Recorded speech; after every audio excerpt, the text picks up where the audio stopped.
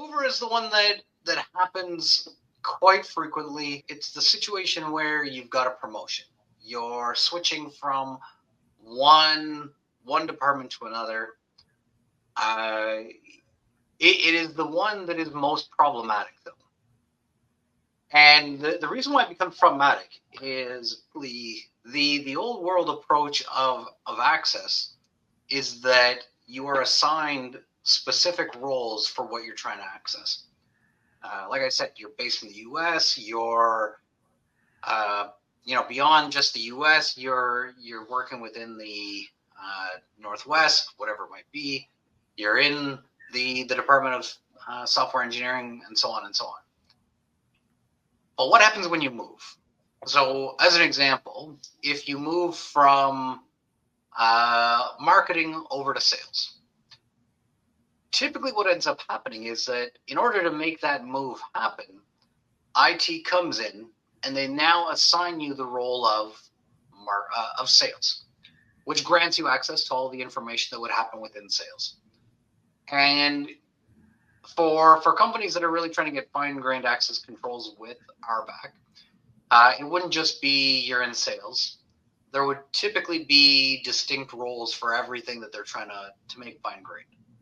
So you're in sales. That's one role. You're within the mid-market. That's another role. You have the Pacific Northwest. That's another role. But essentially, it is all of these roles that are trying to make up what you have access to at this point. But the problem is, because roles are so fragile and sensitive, most organizations don't go back and actually remove roles that you should no longer have access to. So going back to the scenario that I just walked us through, if you were a user going from marketing to sales, you'd end up with the new sales roles, but you wouldn't end up with the marketing roles being removed. And what that ended up leading to is you end up with users, again, who have more access to information the longer that they stay within an organization. One of my favorite quotes from a customer who prefers not to be named is, employees who had been with the company for more than 5 years had an average of 85 roles assigned to them. Now that would have been obviously with the old role-based access control model versus with Axiomatics, but it just shows how much access a user would have the longer that they stay with the company.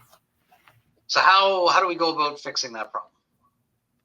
Well, again, everything is all managed at the attribute layer. So in our case, kind of following on the example that we were looking at before, so that new software engineer came on board. Well, maybe that software engineer is actually moving over to the QA team. So what that means is, well, they should start losing access to some of the software engineering information. They might still need access to the design docs, the user stories, but they probably don't need access to the code, which means they also need access to any of the QA tools. So as soon as that happens, in this case, rather than their department being engineering at this point, now they're within the QA department. Their job title has switched from software engineer over to a QA analyst. They're actually now a remote employee rather than an on-site employee, but of course they're still an active employee. Again, with ABAC, all of the policies, all of the rules are already defined. We've already said that if you're within the department that you're trying to access information from, you're going to have access, as long as your role and employee status are aligned. So what's going to end up happening is, now as John Doe here tries to access information as a QA analyst, he'll no longer have access to any of the software engineering information, but he'll be updated to just information within the QA department. Kyle, before we jump into a demo, Anything you'd like to add to this?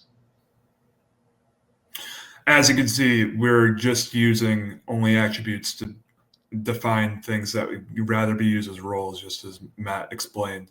But when we look at the demo, we can see that in real time. So let's switch over to the demo. Love it. So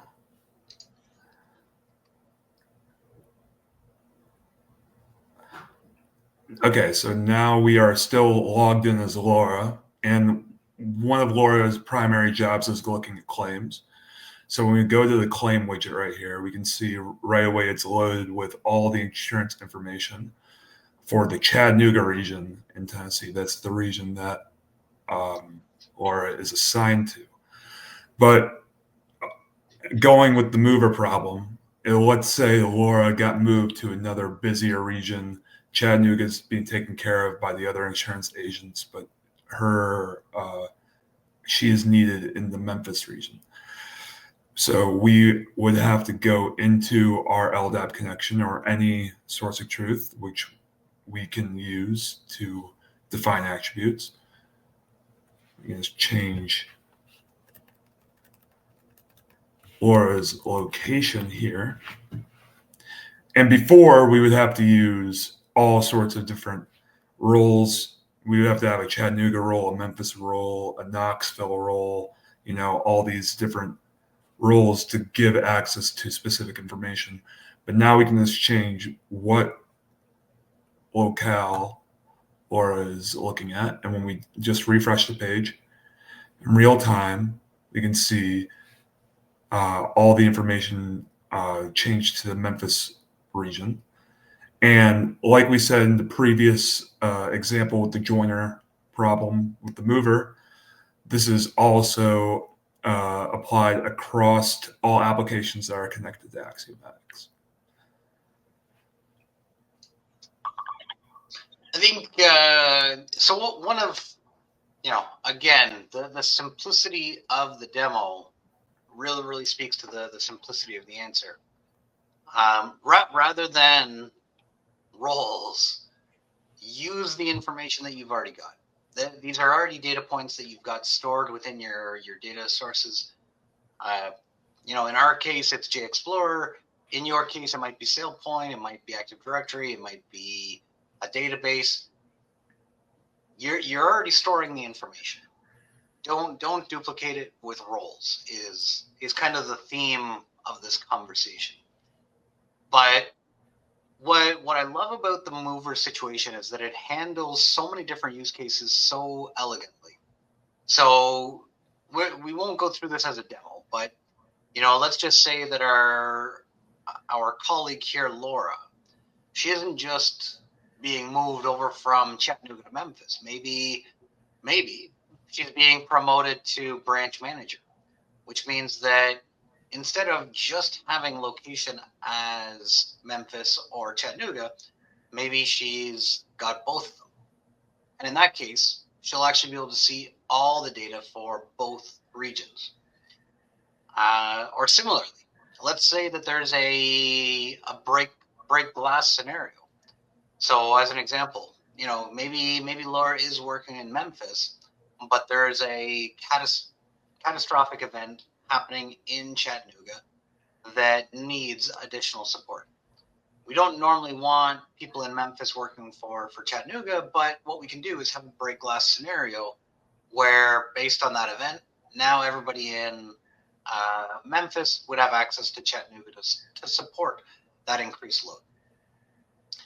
But it's the ability to do all of that so quickly by just simply managing the attributes for your users instead of having to just continually push different roles on your users.